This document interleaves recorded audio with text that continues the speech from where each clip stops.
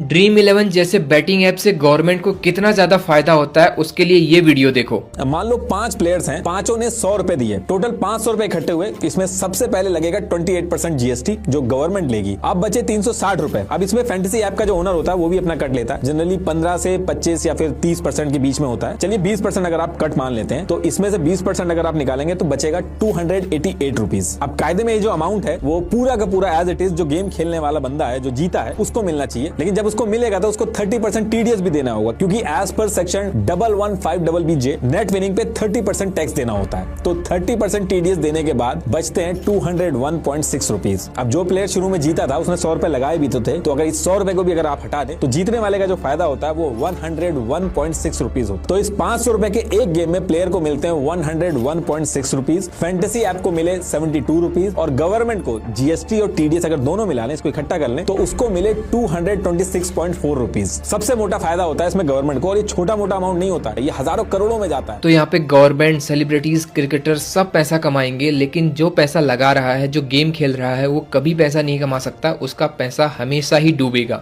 ड्रीम11 जैसे batting app से government को कितना ज्यादा फायदा होता है उसके लिए ये वीडियो देखो। मान लो 5 प्लेयर्स हैं, पांचों ने 100 रुपए दिए, टोटल 500 रुपए इकट्ठे हुए। इसमें सबसे पहले लगेगा 28% जीएसटी जो गवर्नमेंट लेगी। अब बचे 360 रुपए। अब इसमें फैंटेसी ऐप का जो ओनर होता है वो भी अपना कट लेता है। जनरली 15 से 25 या फिर 30% के बीच में होता है। चलिए 20% अगर आप कट मान लेते हैं तो इसमें से 20% अगर आप निकालेंगे तो बचेगा 288 रुपीज। अब कायदे में ये जो अमाउंट है वो पूरा का पूरा एज इट इज जो गेम खेलने वाला बंदा है, जो जीता है, उसको मिलना चाहिए। लेकिन जब उसको मिलेगा तो उसको 30% टीडीएस भी देना होगा, क्योंकि as per section 1115BJ net winning पे 30% टैक्स देना होता है। तो 30% टीडीएस देने के बाद बचते हैं 201.6 रुपीज। अब जो प्लेयर शुरू में जीता था उसने 100 रुपए लगाए भी तो थे, तो अगर इस 100 रुपए को भी अगर आप हटा दें तो जीतने वाले का जो फायदा होता है वो 101.6 रुपीज होता है। तो इस 500 रुपए के एक गेम में प्लेयर को मिलते हैं 101.6 रुपीज, फैंटेसी ऐप को मिले 72 रुपीज और गवर्नमेंट को जीएसटी और टीडीएस अगर दोनों मिला लें, इसको इकट्ठा कर लें तो उसको मिले 226.4 रुपीज। सबसे मोटा फायदा होता है इसमें गवर्नमेंट को, और ये छोटा मोटा अमाउंट नहीं होता है, ये हजारों करोड़ों में जाता है। तो यहाँ पे गवर्नमेंट, सेलिब्रिटीज, क्रिकेटर सब पैसा कमाएंगे, लेकिन जो पैसा लगा रहा है, जो गेम खेल रहा है, वो कभी पैसा नहीं कमा सकता। उसका पैसा हमेशा ही डूबेगा।